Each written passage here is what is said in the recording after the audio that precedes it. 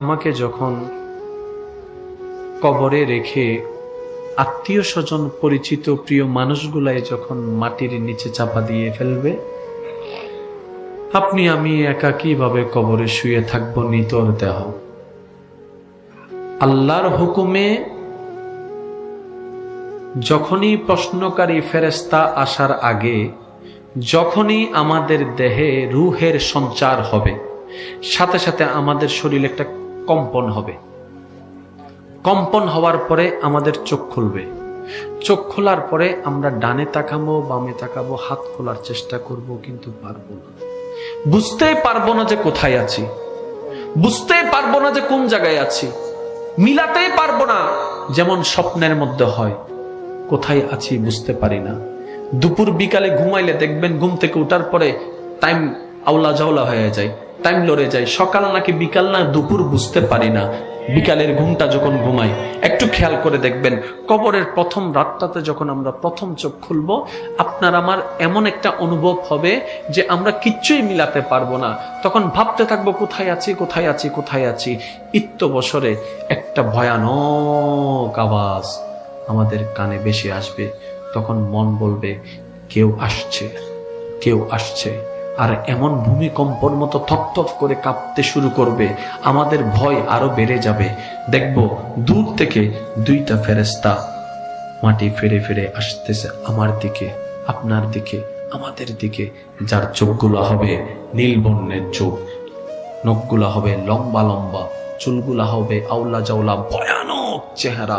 আওয়াজ করে করে, গর্জন করে করে আমাদের দিকে আসতে থাকবে। পাগলের মতো চেষ্টা করব ডাইনে যাওয়ার জন্য, বামে যাওয়ার জন্য, কিন্তু হায় আফসোস, আত্মীয় স্বজন প্রিয়জনেরাই তো আমি যেন বের হতে না পারি চতুর্দিকে মাটির দেওয়াল তুলে দিয়েছে। আমার প্রিয়জনেরাই তো আমি যেন জিন্দা হলো বের হতে না পারি, উপর থেকে মাটি দিয়ে আবার পানি দিয়ে শক্ত করে দিয়েছে যেন বের হতে না পারি। জিন্দা হলো, দোষ মনে করে নাই ভাই, আপন জনেরাই করেছে, আপন জনেরাই করবে। যখন এই অনুভূতিটা হবে, তখন আপনার আমার কাছে দুনিয়াটা কেমন মনে হবে জানেন? ঘুমের মধ্যে স্বপ্ন দেখলে স্বপ্ন যেমন বাস্তব, ঘুম থেকে উঠলে স্বপ্নটাকে যেমন একটা সাময়িক একটা স্বপ্ন মনে হয়, কবরের প্রথম রাতে আপনি আমি চোখ খোলার পরে এই দুনিয়ার 20, 30, 50, 60 বছর, 70 বছরের এই লম্বা জীবনটাকে একটা ছোট্ট স্বপ্নের মতো মনে হবে। মনে হবে এই তো ঘুমিয়ে স্বপ্ন দেখেছিলাম আর সেই স্বপ্নে জীবন অতিবাহিত করেছে, এই মাত্র আমি ঘুম থেকে চোখটা খুললাম। কবরের প্রথম রাত এত ভয়ানক হয়ে যাবে। কোন দলে থাকবেন? কার বিপক্ষে কথা বলছি, কার পক্ষে কথা বলছি, একটু স্থির হওয়ার দরকার আছে। এখন কবরের মধ্যে আমি অসহায়, ডাকলাম সবাইকে, মা আসো, বাবা আসো, সবাই বলছে আই ডোন্ট নো, চিনি না তোমাকে। মা বলে চিনি না, বাবা বলে চিনি না, মা ভয় লাগে, আসো না, একটু থাকো না। আচ্ছা কবরে না আসো, অন্তত পারতে বসে থাকো।